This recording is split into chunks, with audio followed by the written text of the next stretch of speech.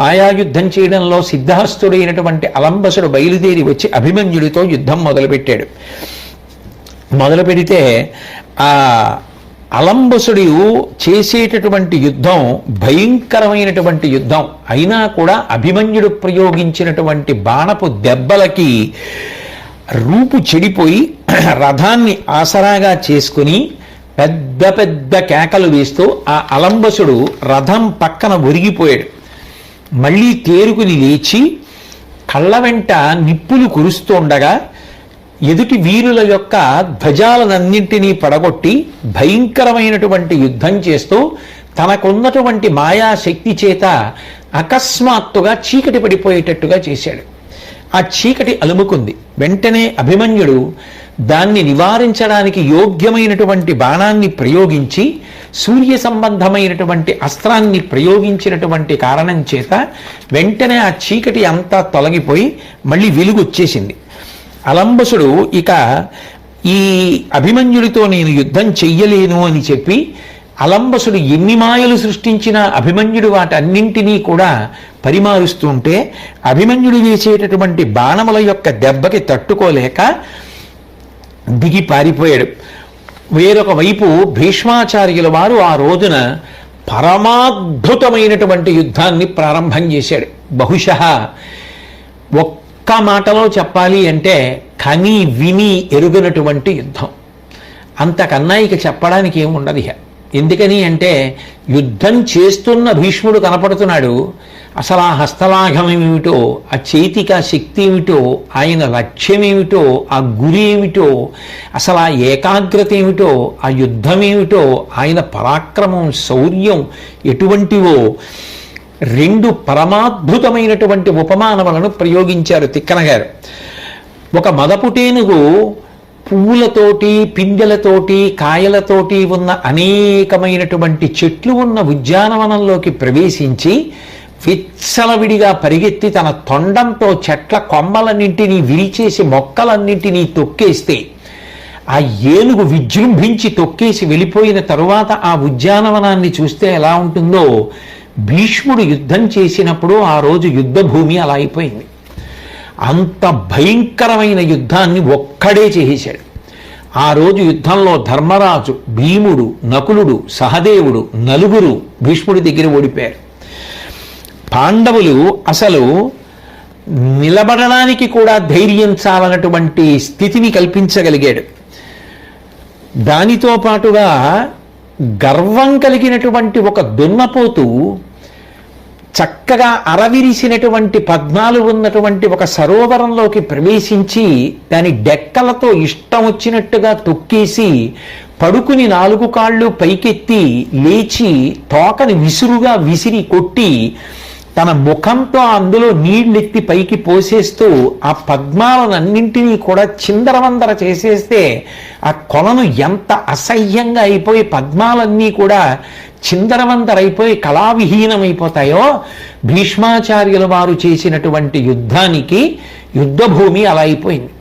ఎక్కడ చూసినా తెగిపోయిన తలలే, ఎక్కడ చూసినా తెగిపోయిన కాళ్ళు, చేతులు, పడిపోయినటువంటి ధ్వజాలు, కింద పడిపోయినటువంటి ఆభరణాలు, తెగిపోయిన చేతులు, తెగిపోయిన కాళ్ళు, కింద పడి మరణించినటువంటి ఏనుగులు, ముక్కలైపోయినటువంటి గుర్రాలు, విరిగిపడిపోయినటువంటి రథాలు, అసలు ఒక బీభత్సమైనటువంటి సన్నివేశాన్ని సృష్టించాడు.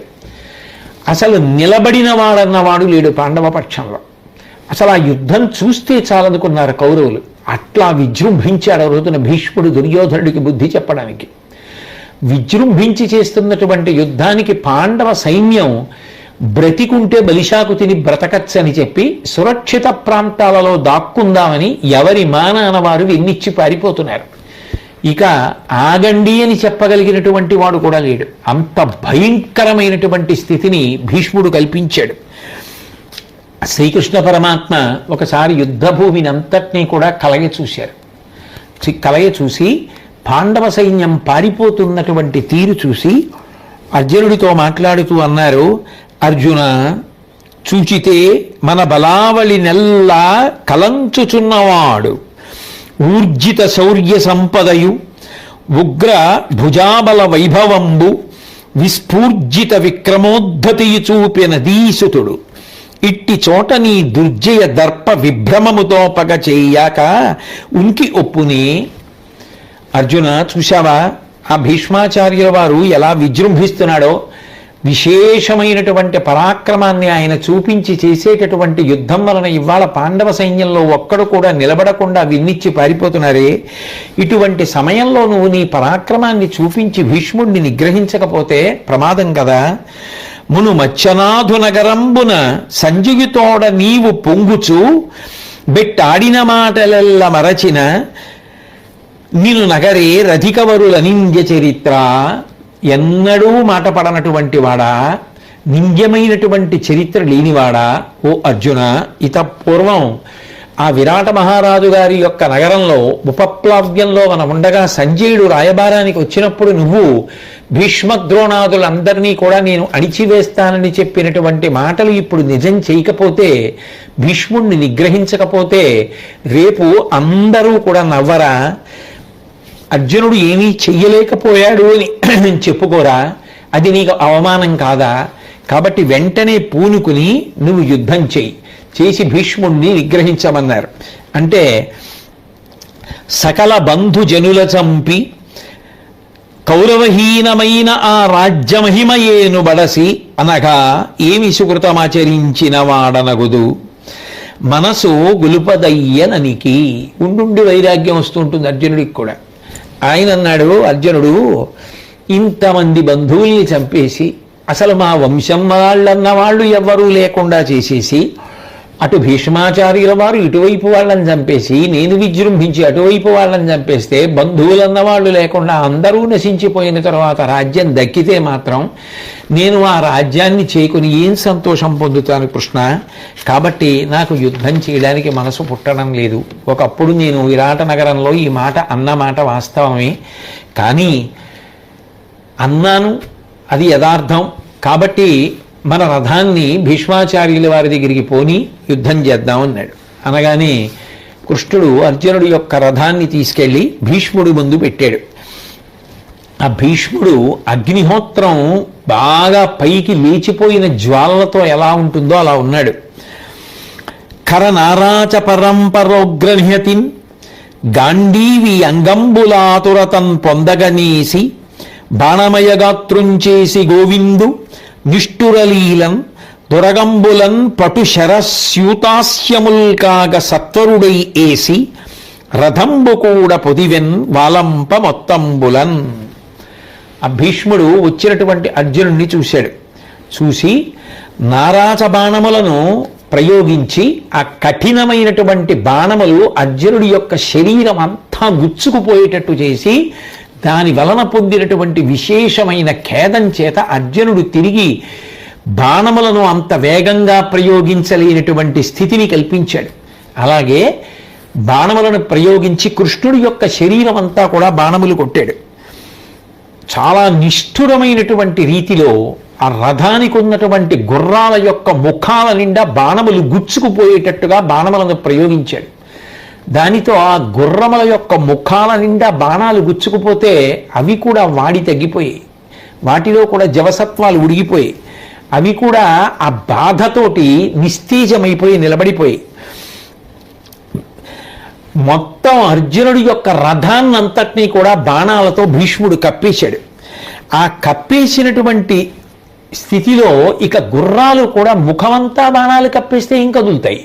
కదలలేని స్థితిలో ఉంటే తన సారథ్య ప్రౌఢిమ ప్రదర్శిస్తూ కృష్ణుడు చాలా జాగ్రత్తగా అట్లాగే గుర్రాలని స్పృశించి ఆ రథాన్ని నడుపుతున్నాడు. ఈలోగా ఒక బల్లెంతో అర్జునుడు భీష్ముడి యొక్క ధనస్సుని విరగ్గొట్టాడు.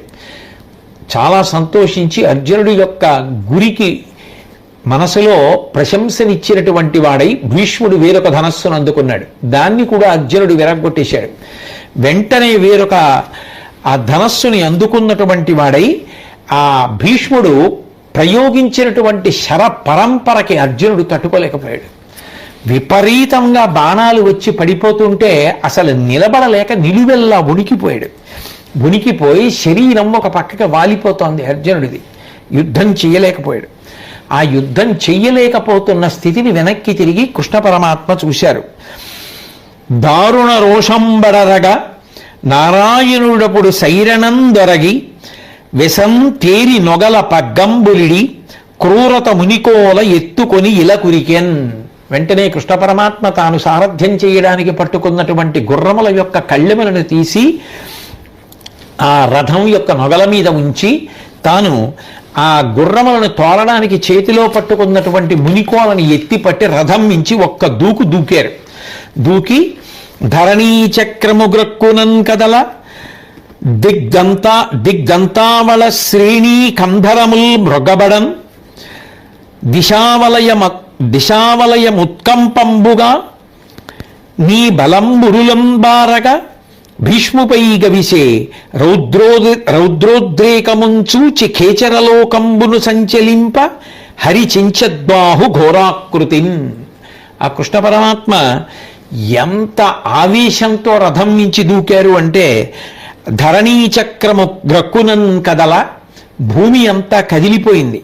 దిగ్దంతావళ శ్రేణి కంధరముల్ మృగబడన్, భూమిని మోసేటటువంటి ఆ దిగ్గజములు కదిలిపోయి వంగిపోయేటట్టుగా, దిశావలయముత్కంపంబుగా, ఈ దిశావలయము అంటే దిక్కులన్నీ కూడా కదిలిపోయేటట్టుగా, నీ బలం బురులంబారగా, ఆ కౌరవ సైన్యం అంతా కూడా ఆ కృష్ణుడి యొక్క ఉగ్రమైనటువంటి రూపాన్ని చూసి భయాన్ని పొంది అన్ని వైపులకి చెదిరిపోయేటట్టుగా ఆయన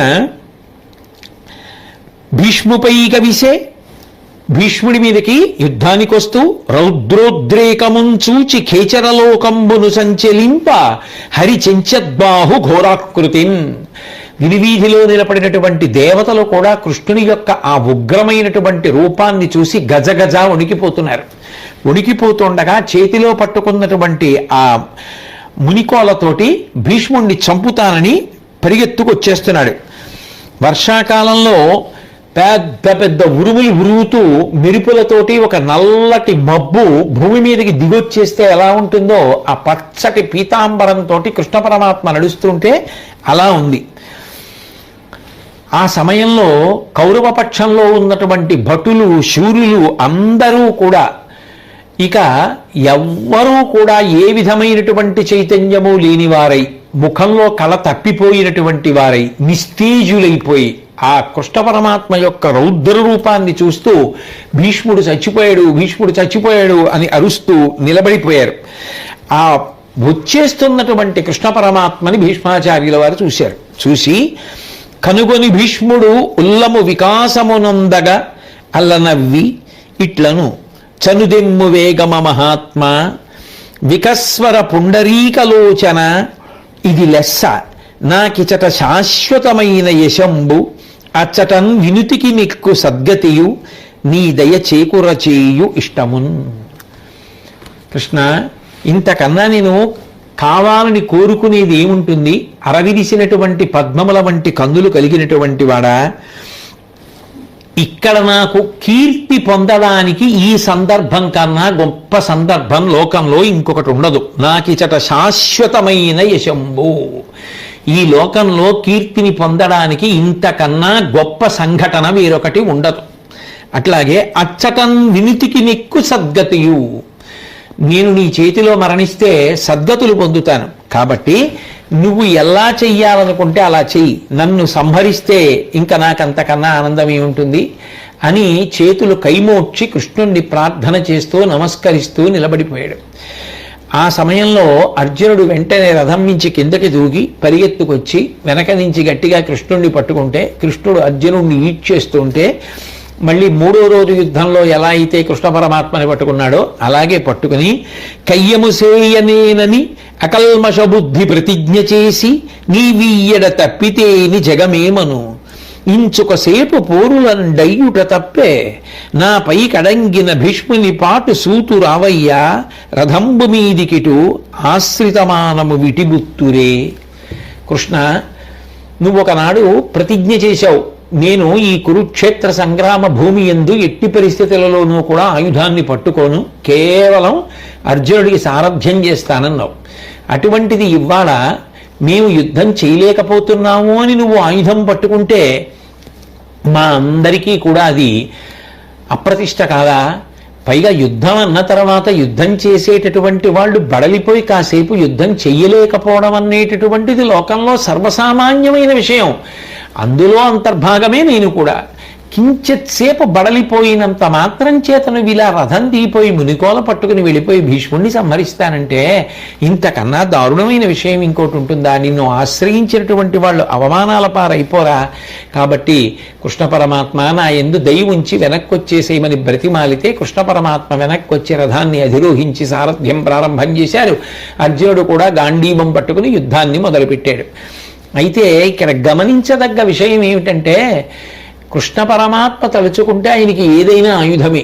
శంఖభృన్నందకీ చక్రీ శార్ంగధన్వా గదాధర రథాంగపాణిరక్షోభ్య సర్వప్రహరణాయుధ అంటుంది విష్ణు సహస్రం. అలా ఆయనకి అన్ని ఆయుధములే. కానీ ఒక్క విషయాన్ని జాగ్రత్తగా గమనిస్తే, నిజంగా భీష్మాచార్యుల వారిని చంపేద్దామని కృష్ణ పరమాత్మ అనుకున్నారనుకోండి, అప్పుడు ఆయన ఒక కత్తి పట్టుకుని వెళ్ళాలి, ఓ సుదర్శన చక్రాన్ని స్మరించాలి, ఓ గద పట్టుకోవాలి, లేకపోతే అక్కడే గాంధీవాన్ని అర్జునుడి చేతిలోంచి లాక్కుని ఓ ప్రాణప్రయోగం చేయాలి. అది కాదు ఇది కాదు, గుర్రాల్ని తోలడానికి ఉపయోగించే మునికోల చేత్తో పట్టుకుని భీష్మాచార్యుల వారిని చంపేస్తాను అని వెళ్ళడం కొంచెం ఆశ్చర్యకరంగా లేదు? అంత దగ్గరికి వెళ్ళి గుర్రాల్ని కొడితే గుర్రాలు అటు ఇటు పెడతాయి, గుర్రాలే చచ్చిపోవు మునికోల పెట్టి కొడితే. అటువంటిది అది పెట్టి కొడితే భీష్ముడు చచ్చిపోతాడా? అంటే పరమాత్మ కాబట్టి ఆయన శక్తికి ఏది వాడినా చచ్చిపోతారు, అది వేరు. కానీ సందర్భంలో కూడా ఒక మర్యాద ఉండాలి కదా. మరి ఆ మునికోల పట్టుకుని వెళ్ళడం ఏమిటి అంటే, నిజంగా భీష్ముణ్ణి చంపడం కాదు కృష్ణుడి యొక్క ఉద్దేశ్యం. ఆ ముందు రోజు రాత్రి భీష్ముణ్ణి ఎన్ని మాటలు అన్నాడు. భీష్ముడు యుద్ధ భూమిలోకి వచ్చి నిలబడిన తరువాత కూడా దుర్యోధనుడు ఆయన చెయ్యని ప్రతిజ్ఞ చేశాడు అని చెప్పాడు. ఇవాళ భీష్ముడు పాండవుల్ని గెలుస్తాడు అన్నాడు, మిగిలినటువంటి సైన్యాలన్నింటినీ ఓడిస్తాడు అన్నాడు. ఆయన మనస్సు ఎంత ఖేదపడిపోయింది. సర్వసైన్యాధ్యక్ష పదవి నుంచి నువ్వు తప్పుకో అన్నంత మాట మాట్లాడి ఇంచుమించుగా అటువంటి ప్రతిపాదన చేస్తున్నాడా అన్నంతగా అని, నువ్వు సరిగ్గా యుద్ధం చేయకపోవడం వల్ల మాకు నష్టం కలుగుతోంది, నువ్వు తప్పుకో, కర్ణుడు వస్తాడంటే ఆ రోజు భీష్ముడు ఎంత బాధపడుంటాడు. నీకేం తెలుసు భీష్ముడు అంటే? భీష్ముడి గౌరవం ఏమిటి అన్నది మహాభారత చరిత్రలో శాశ్వతంగా నిలబడిపోవాలంటే, అంత యుద్ధం చేశాడు ఇంత యుద్ధం చేశాడు అని ఎన్ని వందల పుటలు వ్రాసినా ఆ యుద్ధాలు అదే పనిగా చదివినప్పుడు ఓహో మళ్ళీ ఇంతమందిని చంపాడు ఇంతమందిని చంపాడు ఇంతమందిని చంపాడని దాన్ని సర్వసాధారణ దృష్టితో చూస్తారు తప్ప, 3వ నాడు సుదర్శన చక్రం పట్టుకున్నవాడు 9వ నాడు మళ్ళీ మునికోల పట్టుకుని కృష్ణుడు దిగిపోవలసి వచ్చింది రథంలోంచి అంటే, ఇది నాకు నిజమైన కీర్తి అని భీష్ముడు అన్నాడు అంటే, కృష్ణుడంతటి వాడు ఆయుధం మళ్ళీ పట్టుకోవలసి వచ్చింది అంటే భీష్ముడు ఎంత గొప్ప యుద్ధం చేశాడు అంటే, 10 రోజుల యుద్ధంలో భీష్మాచార్యుల వారి యుద్ధం అనేటప్పటికీ 3వ రోజు యుద్ధం 9వ రోజు యుద్ధం తప్పకుండా చెప్తారు. ఎందుకు చెప్పాలి అంటే, ఆ 2 రోజుల యుద్ధాన్ని తట్టుకోలేక కృష్ణ పరమాత్మ అంతటి వాడు 2 సార్లు, ఒకసారి చక్రాన్ని ఒకసారి మునికోలని పట్టుకుని దిగాడు అని చెప్పుకుంటారు. అంటే ఆయన యొక్క ఔన్నత్యాన్ని శ్రీకృష్ణ పరమాత్మ కాపాడారు. ఆయన గురించి ఎవరూ పట్టించుకోలేదన్న మాట ఉండదు లోకంలో. ధర్మాన్ని పాటించిన వాడి గురించి భగవంతుడు పరిగెడుతూ ఉంటాడు. మిగిలిన వాళ్ళు ఎంతమంది పరిగెడితే మాత్రం ఈ కీర్తి వస్తుంది. ధర్మాన్ని పట్టుకున్న వాడికి లోటు లేదు, భగవంతుడున్నాడు వాడి కీర్తి నిలబెట్టడానికి. భీష్ముడు పడ్డ బాధ ఏమిటో పరమాత్మ అయిన కృష్ణ పరమాత్మకి తెలుసు. భీష్ముడికి కీర్తినివ్వాలి. ఏ రాజులు ఆయన్ని నింద చేశారో వాళ్లే రాత్రి ఆయన దగ్గరికి వచ్చి నమస్కారాలు చేసి పక్కకి తప్పుకోవాలి. అంటే కృష్ణుడంతటి వాడు ఇవాళ రథంలోంచి దిగిపోయి మునికోల పట్టుకున్నట్ట భీష్ముడి యుద్ధాన్ని తట్టుకోలేక. అంటే అది గొప్ప మలుపు, అందుకు దిగిపోయాడు. నిజానికి అర్జునుణ్ణి రక్షించుకోవడం ఎంత అవసరమో అంతకన్నా ఎక్కువ అవసరంగా కనపడేది ఏది అంటే భీష్ముడి కీర్తి నిలబెట్టడం. ఆ పరిస్థితులలో భీష్ముడికి ఆ ఊరట కృష్ణ పరమాత్మ కల్పించకపోతే అటువంటి భాగవతుల యొక్క చరిత్రకి అర్థమేముంది? భగవంతుడి మీద భక్తికి అర్థమేముంది? వాళ్ళ పడ్డ కష్టాన్ని తీసేసి వాళ్ళ మనసుకి అంత ఊరటనిచ్చి ఈ సంఘటన చాలు నా యశస్సు నిలబడ్డానికి అని భీష్ముడు అన్నాడు అంటే నిజానికి భీష్ముడిని కృష్ణుడు ఎంత సంతోషపెట్టాడని దాని గుర్తు. అది కృష్ణ పరమాత్మ యొక్క గొప్పతనం. అటువంటి కృష్ణ పరమాత్మ యొక్క అండ ఉండాలి అంటే ధర్మాచరణం ఒక్కటే మార్గం. ఆ ధర్మాచరణం ఎవరు చేస్తారో వాళ్ళకి భగవంతుడి అండ ఉండగా మిగిలిన వాళ్ళు ఎంతమంది అర్థం చేసుకుంటే ఎంత, చేసుకోకపోతే ఎంత. భగవంతుడి యొక్క అండ నిలబెట్టుకోగలిగితే మనసు చెక్కు చెదరకుండా ధర్మమునందు పరిపూర్ణమైన విశ్వాసంతో పట్టుకోగలిగితే, అనుష్ఠాన పర్యంతంలోకి తెచ్చుకోగలిగితే అది శ్రీరామరక్ష అని నిరూపణం చేసేటటువంటి మహోత్కృష్టమైనటువంటి ఘట్టం. అయితే ఇందులో ఒక మాట ఉంది. ఇంచుమించు భీష్ముడు బహుశः మానసికంగా సిద్ధపడ్డాడు, ఇక రోజు ఈ మాటలు పడలేను, ఆఖరిసారి నా శక్తి సామర్థ్యాలు ఏమిటో చూపించేయాలి, పాండవుల 5గురిని ఓడించేయాలి. అర్జునుణ్ణి కూడా తలుచుకుంటే భీష్ముడు ఓడించలేడా? అర్జునుణ్ణి కూడా ఓడించాలి. అంత సైన్యాన్ని ఓడించేసేయాలి. మొత్తం సైన్యాన్ని భీష్ముడు ఒక్కడే ఓడించాడు. ఈ కీర్తి తిరుగులేని రీతిలో వ్రాసేసుకొని, కర్ణుడా చెయ్యగలిగింది నేనా? దుర్యోధనుడు వేరొక్కసారి ఆ తర్వాత నా గురించి మాట్లాడడానికి అవకాశం లేకుండా చేసేసి అక్కడితో శరీరంతో నేను యుద్ధం చేసేటటువంటి స్థితిని చరమాంకానికి తీసుకొచ్చేయాలి అనుకున్నాడో ఏమో. మళ్ళీ కృష్ణుడు అర్జునుడు కలిసి రథం మీద కూర్చుని యుద్ధం మొదలుపెట్టినా భీష్ముణ్ణి ఆపలేకపోయారు. గర్జించేటటువంటి మేఘం ఎలా గర్జిస్తుందో అలా పెడబొబ్బలు పెడుతూ భయంకరమైనటువంటి బాణ పరంపర ప్రయోగిస్తే కృష్ణార్జునుడు ఇద్దరూ కూడా తల్లడిల్లిపోయారు ఆ బాణ పరంపరకి. బడలికి చెందినటువంటి కృష్ణార్జునులు భయపడ్డ భీముడు, ఆ ధర్మరాజు, నకులుడు, సహదేవుడు ఇక ఏమీ చెయ్యలేక మీ ఇష్టం, విజృంభించి ఎంతమందిని చంపేస్తారో చంపేయండి అని నిలబడిపోయారు అంతే. ఆ స్థితిలో పాంచాలరాజు సైన్యాన్నంతటినీ కూడా ఆ రోజు భీష్ముడు చంపిన విధానం ఎంత గొప్పది అంటే, చలిచీమల భూమి మీద తిరుగుతుంటే ఒక వ్యక్తి కాలితో రాసేస్తే ఎలా చంపేస్తాడో, ఎంత హేళగా పడగొట్టేస్తాడో అంత హేళగా పాంచాలరాజు సైన్యాన్నంతటినీ చంపేశాడు. సూర్య భగవానుడు చూశాట. తిక్కన గారు ఒక అద్భుతమైన విషయాన్ని ప్రస్తావించారు. ఆయన కూడా ధర్మపక్షపాతేగా, కర్మసాక్షి. తానస్తశిఖరి మరువడపో బోలియప్పుడు పాండురాజ పుత్ర విరాజి సేన పొడవడుగు నను కృపనో అలినాప్తుండు గృంకే ఉర్వీనాథ. చూశాట సూర్య భగవానుడు భీష్ముడు చేస్తున్నటువంటి యుద్ధాన్ని. తానస్త శిఖరి మరువడబోనియప్పుడు, తాను గాని అస్తమించకపోతే ఈ యుద్ధం ఆగదు. సూర్యాస్తమయం అయితేనే యుద్ధం ఆగుతుంది, భీష్ముడు ఆగుతాడు. తాను అస్తమించకపోతే పాండురాజపుత్ర విరాజి సేన పొడవడుగునను కృపనో, ఇంకా నేను ఇలా ప్రకాశిస్తుంటే, ఇలాగే భీష్ముడు విజృంభిస్తే ఇంకా పాండురాజు కుమారులైనటువంటి పాండవుల యొక్క సైన్యం ఏమి ఉండదు.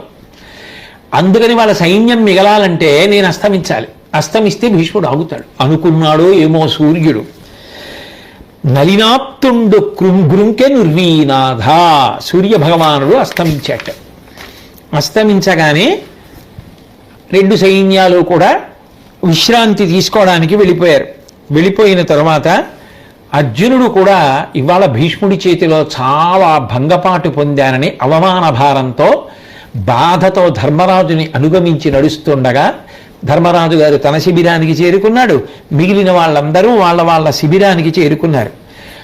భీష్ముడు తన శిబిరానికి వెళ్ళి కూర్చున్న తరువాత ఈ మిగిలినటువంటి కురుకుమారులందరూ కూడా ఆయనని చుట్టుముట్టి నిలబడి దండాలు పెడుతూ భీష్ముడి యొక్క వైభవం, భీష్ముడి యొక్క పరాక్రమం, భీష్ముడి యొక్క శౌర్యం చూసి ఆయనని పొగుడుతూ ముఖాల్లో ఆనందం తాండవిస్తుండగా, ఇది భీష్ముడంటే, ఇది మన తాత, రేపు ఇలాగే యుద్ధం చేస్తాళ్లే, ఇంకేం పాండవులు అని వెళ్ళిపోయారు.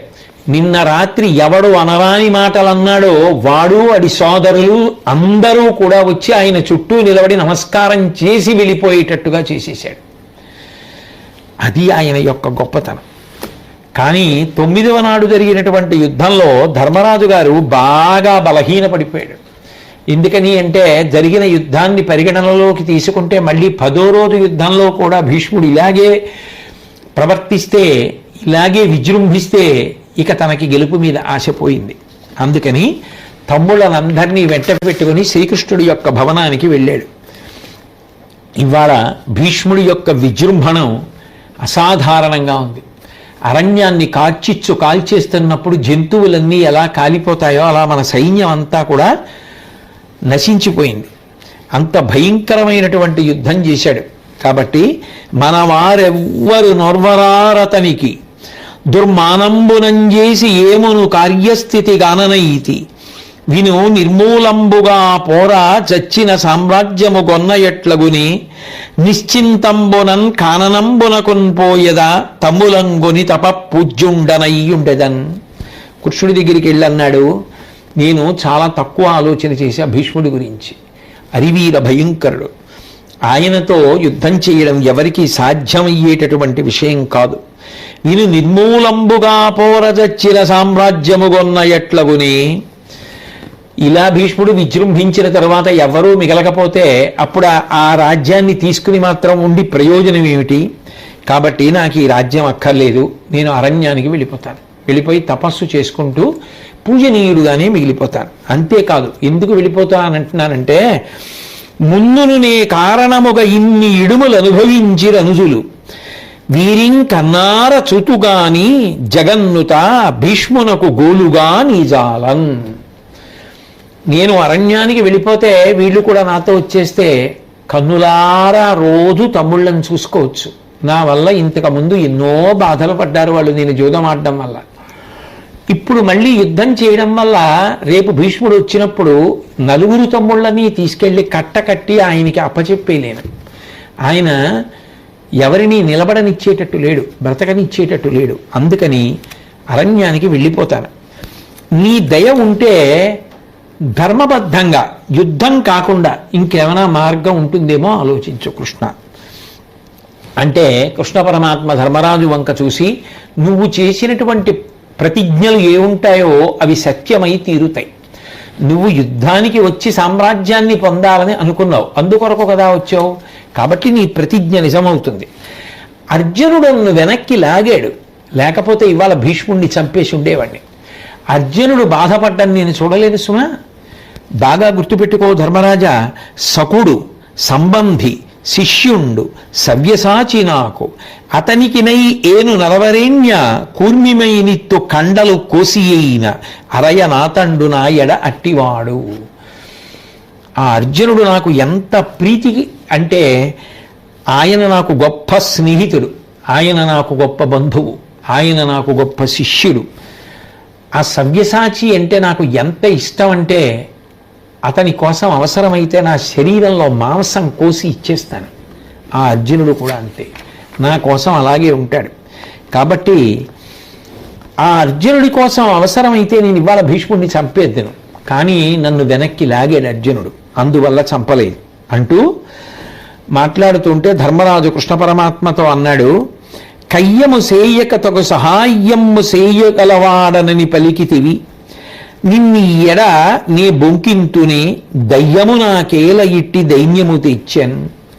కృష్ణ, నువ్వు యుద్ధానికి వచ్చేటప్పుడు నేను ఆయుధం పట్టనని ప్రతిజ్ఞ చేశావు కదా, నీతో ఆయుధం పట్టించి భీష్ముడిని సంహరింపచేస్తే అంతకన్నా అమర్యాద నాకు నీకు కూడా ఉంటుందా?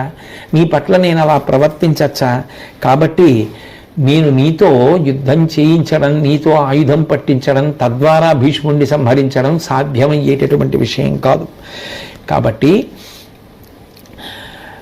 నేను ఒక ప్రతిపాదన చేస్తాను, పరిశీలించమంటూ అకట తండ్రి సచ్చినంత నుండి మమ్ము అరసి ప్రోచినట్టి ఎనుగు దాత చంప మది తలంచు తెంపు సూచితే రాజధర్మమింత క్రూరకర్మమగునే.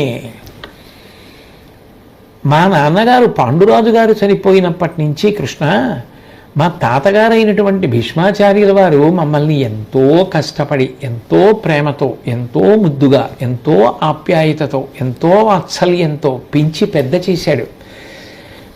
అటువంటి భీష్ముడు యుద్ధంలో బరువు అయిపోయాడు. ఆయన వల్ల నాకు అపజయం వచ్చేటట్టుంది, అందుకని భీష్ముడిని చంపెయ్యాలి అని నిర్ణయానికి రావలసి వస్తుంది. క్షాత్రధర్మం ఎంత క్రూరంగా ఉంటుంది కృష్ణ, ఇటువంటి ఆలోచన చేయవలసి వచ్చిందే అన్నాడు. అంటే వెంటనే కృష్ణుడికి అర్థమైంది, ఓ ధర్మరాజు గారు భీష్ముడిని సంహరించడానికి నిర్ణయం తీసుకున్నాడు. ఎందుకని అంటే వాళ్ళిద్దరి మధ్య ఒక ఒడంబడిక ఉంది. యుద్ధ ప్రారంభంలో ధర్మరాజు గారు కవచం విప్పేసి ధనుర్బాణములను రథంలో పెట్టేసి వెళ్ళి భీష్ముడికి నమస్కరిస్తే ఆశీర్వచనం చేసి నన్ను తప్ప యుద్ధం చెయ్యమని నీ పక్షంలోకి రమ్మని అడగడం తప్ప ఏదైనా వరం కోరుకోమన్నాడు. నాకు విజయం కలగాలని నువ్వు నా ఆశీర్వచనం చేయమంటే అట్లాగే కలుగుతుందని, మరి అటువంటప్పుడు నిన్నెలా ఓడించాలి అని అడిగితే ఇప్పుడు ఆ విషయం అనవసరం, నా యుద్ధం బరువైతే రా అప్పుడు చెప్తానన్నాడు భీష్ముడు. కాబట్టి అది జ్ఞాపకానికి తెచ్చుకున్నాడు ధర్మరాజు. యుద్ధం బరువైంది 9వ రోజు, చాలా కష్టమైంది. ఇక భీష్ముడిని ఓర్చడం కష్టం, అది భీష్ముడికి తెలుసు. అటువంటి యుద్ధం చేశానని కౌరవులకి తెలుసు, అందరికీ తెలుసు. కాబట్టి ఇప్పుడు భీష్ముడిని అడగాలి, తాత ఎలా చనిపోతావు అని. ఏ తాత? వీళ్ళకి తండ్రి లేకపోతే చిన్నతనం నుంచి ఎత్తుకొని ముద్దాడి పెంచి పెద్ద చేసి విద్యాబుద్ధులు చెప్పించి వీళ్ళ యొక్క వృద్ధి కోసం నిరంతరం పరితపించిన తాతగారి దగ్గరికి వెళ్ళి, తాతగారు మీరు యుద్ధంలో సర్వసైన్యాధ్యక్షంలో వైరిపక్షంలో ఉండి వస్తే మాకు చాలా బరువుగా ఉంది, కాబట్టి మిమ్మల్ని చంపేద్దాం అనుకుంటున్నాం. మిమ్మల్ని చంపడం మీరు ఒప్పుకుంటేనే చంపగలం తప్ప మా అంత మాకు సాధ్యం కాదు. కాబట్టి ఎలా చనిపోతారు తాతగారు అని అడుగుదాం అనుకుంటున్నాడు. అందుకు క్షాత్రధర్మం ఎంత కష్టం అన్నాడు. కృష్ణ పరమాత్మ గ్రహించారు, ఆయన గ్రహించలేనిది ఏముంటుంది. అందుకని ధర్మరాజుతో అన్నారు, నీ తలంపు లెస్స, నీవు మున్ననినట్ల కాక భీష్ముడు అలక కదిరి పోర చక్క చూచెనేని శత్రువుల్ ఒలియరే ఇప్పుడతని పాలికే గుమధిపా. ధర్మరాజా, నువ్వు చెప్పింది సత్యం. భీష్ముడు ఇంకా యుద్ధం చేస్తే పాండవుల వైపు చాలా కష్టం కలుగుతుంది, కానీ పాండవుల యొక్క హితాన్ని కోరుకున్నటువంటి వాడు కాబట్టి నీకు రాజ్యం చెందేటట్టుగా చేస్తానన్నాడు, కాబట్టి నీకు విజయం కలుగుతుందని ఆశీర్వదించాడు, కాబట్టి ఆయన నీకు మార్గం చూపిస్తాడు. లేకపోతే ఆయన శత్రువులందరినీ సంహరించగలడు. కాబట్టి అతని దగ్గరికి వెంటనే వెళ్ళడం మంచిది అని మనమే ఆయన దగ్గరికి వెళ్ళి, అయ్యా మీ వధకి ఉపాయం ఏమిటో చెప్పండి, ఆ ఉపాయం పెట్టి మిమ్మల్ని చంపేస్తాం అని ఆయన్ని అడుగుదాం. అడిగితే చెప్తాడు మన మీద ప్రీతితో. ఎందుకంటే మొట్టమొదటే చెప్పాడుగా యుద్ధం బరువు అయితే రమ్మని. అందుకని వెడదాం, అందరం కలిసి వెడదాం, గోప్యంగా వెడదాం. ఘనుడు మహానుభావుడు 2 చేతులు జోడించి నమస్కారం చేద్దాం. అయ్యా ఏమనుకోకండి, మీరు మరణించే ఉపాయం ఏమిటో మాకు చెప్పండి అని అడుగుదాం. అడిగితే తప్పకుండా చెప్తాడు. ఎందుకంటే మన మీద ఉన్న ప్రీతి అటువంటిది, ధర్మం పట్ల ఆయనకున్నటువంటి మమకారం అటువంటిది. అది కృష్ణుడికి తెలియదు కాబట్టి వెడదామన్నాడు. అందరూ సామాన్యమైన దుస్తులు ధరించి కొద్దిగానే ఆభరణాలు పెట్టుకుని అటువంటి మహానుభావుడి దగ్గర డాబు దర్పం ప్రదర్శించకూడదని గుప్తంగా గోప్యంగా ఎవరూ కూడా గుర్తుపట్టకుండా ఉండాలని రహస్యంగా బాగా చీకటి పడిపోయిన తరువాత 9వ రోజు రాత్రి యుద్ధం అయిపోయి అందరూ చాలా బాగా జరిగిందన్న సంతోషంలో నిద్రపోతూ ఉండగా పాండవులు 5 కృష్ణ పరమాత్మ కలిసి భీష్ముడిని ఉన్నటువంటి శిబిరంలోకి వెళ్ళారు. భీష్మాచార్యుల వారు వాళ్ళని చూశారు. చాలా భక్తితో 6 ఆయనకి నమస్కారం చేసి నిలబడ్డారు. ఆయన ఎంతో ప్రేమతో ఒక్కొక్కరిని పేరు పేరున పిలిచి వాళ్ళందరి యొక్క క్షేమ సమాచారాలు అడిగి, ఈ సమయంలో మీ అందరూ ఇక్కడికి రావలసినటువంటి అవసరం ఎందుకు వచ్చింది, ఏదో కష్టసాధ్యమైన విషయం అయి ఉంటుంది, అయినా మీరు నా దగ్గరికి వచ్చారు కదా, మీకేం కావాలో అడగండి. అది ఏదైనా కూడా, ఎంత కష్టమైనదైనా కూడా తప్పకుండా నేను మీకు సహకారం చేసి పెడతాను. అంటే భీష్ముడు ఒక నిర్ణయానికి వచ్చేశాడు అని అర్థమైపోతోంది కదా. కాబట్టి అప్పుడు భీష్ముడు చెప్పేటటువంటి పలుకులు కొంచెం కష్టంగానే ఉంటాయి, వినడానికి కష్టంగానే ఉంటాయి. అంతటి మహానుభావుడు శరీర త్యాగం చేయడానికి సిద్ధపడుతున్నాడు అన్న మాట ఎవరికైనా మనసు బరువెక్కిస్తుంది. అటువంటి భీష్ముడు ఏం చెప్పాడు ధర్మరాజు గారితో? ధర్మరాజు గారు ఏమని అసలు అడగగలిగాడు తాతని? కృష్ణ పరమాత్మ ఎంత గొప్పగా సన్నివేశాన్ని ధర్మం కోసం నిర్వహించారు అన్న విషయాల్ని రేపటి రోజు మళ్ళీ పరిశీలిద్దాం. కృష్ణ పరమాత్మ పలికినంత మేర రేపు పలకడానికి ప్రయత్నం చేస్తాను. ఇవాళకి సెలవు తీసుకుందాం. స్వస్తి.